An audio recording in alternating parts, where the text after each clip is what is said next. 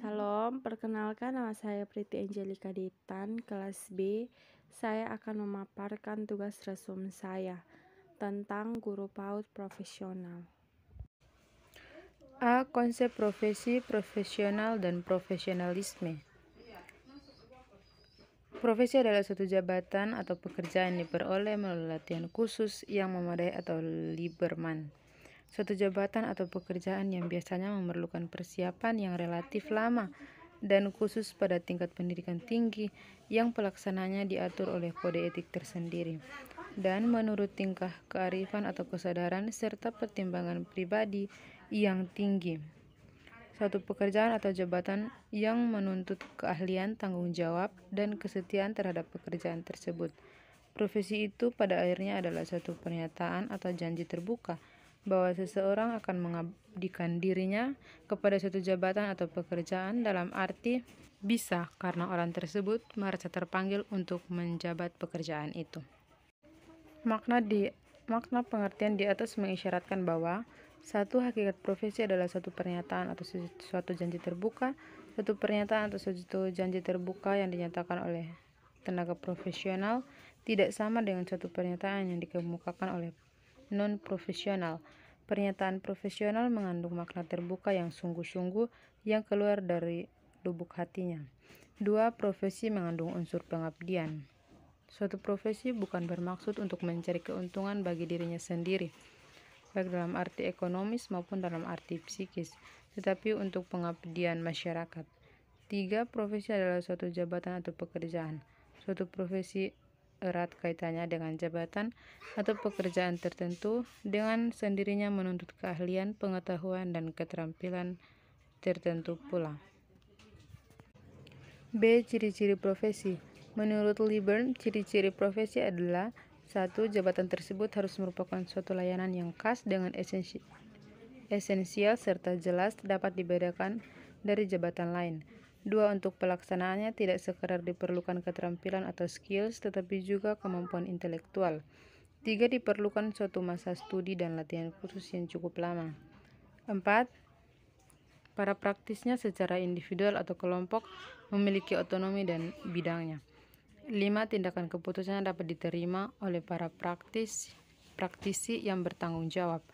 6. Layanan tersebut semata-mata untuk kepentingan ekonomi. Memiliki suatu kode etik. Menurut Wyckoff, ciri-ciri profesi adalah: yang pertama, profesi adalah panggilan jiwa.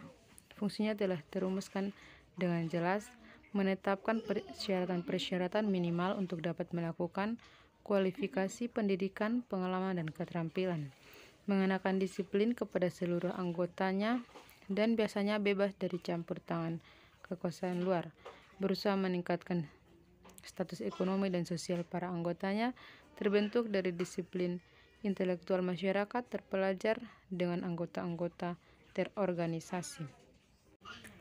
C. Syarat-syarat profesi.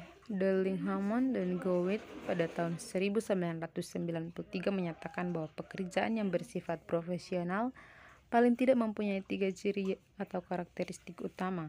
Ketiga ciri tersebut adalah: yang pertama, dalam melaksanakan pekerjaan, penerapan ilmu yang melandasi profesi didasarkan pada kepentingan individu dalam setiap kasus. Yang kedua, mempunyai mekanisme internal yang terstruktur yang mengatur rekrutmen, pelatihan, dan pemberian lisensi atau izin kerja. Yang ketiga, memiliki ukuran standar untuk praktik yang etis dan memadai dalam mengembangkan tanggung jawab terutama terhadap kebutuhan kliennya. D. Konsep profesi keguruan. Dengan demikian dapat dikatakan bahwa seni mengajar berkembang seiring dengan pengalaman mengajar guru yang memang mau belajar dari pengalamannya. Artinya, seni mengajar tersebut tidak datang begitu saja, tetapi harus dicari melalui pengalaman yang panjang yang didasari oleh keinginan untuk belajar. E. Jabatan guru sebagai profesi. Suatu sama halnya dengan dokter, hakim, apoteker, maupun polisi, guru adalah profesi. Artinya untuk menjadi guru butuh persyaratan pendidikan dan keahlian khusus. Guru tidak bisa dilakoni oleh semua orang. Pemerintah telah mensyaratkan untuk menjadi guru minimal harus memenuhi 2 persyaratan, yaitu kualifikasi akademik dan kompetensi. Di samping itu, guru harus memiliki sertifikat pendidikan, sehat jasmani rohani, dan memiliki kemampuan dalam mewujudkan tujuan pendidikan nasional. F. Kompetensi guru PAUD. Dalam pendidikan anak usia dini, ada 3 jenis guru, yaitu guru pendamping, guru pengasuh, atau pendamping muda. Ketiganya mengadopsi klasifikasi guru PAUD luar negeri, yaitu teacher, assistant teacher, dan caregiver. 4. Kompetensi guru PAUD. Kompetensi pedagogik, kepribadian sosial, dan profesional. G. Guru PAUD ideal. Guru PAUD ideal tidak hanya lulus persyaratan akademik dan kompetensi, akan tetapi juga jauh dari itu memiliki jiwa pendidik dan pengasuh sejati. Sikap, perilaku, dan kepribadiannya bisa menjadi contoh.